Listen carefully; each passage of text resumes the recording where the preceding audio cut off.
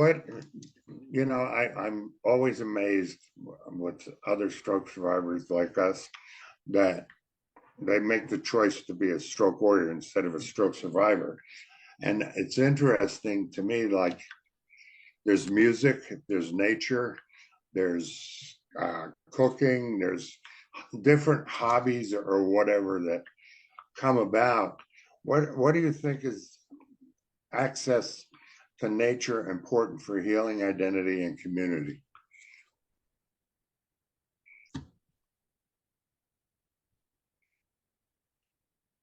Just being in nature is quiet and soothing, and at the same time, you can be focused on little things or focused on big things. But being immersed in nature just provides the right setting and environment for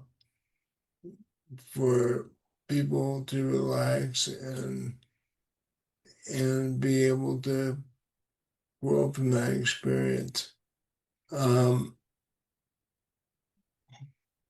far as community goes, I know one really important aspect that we hear a lot about the adventure is that not only does it get uh, the person or people into the outdoors, into nature, but in order to do it, it brings people together.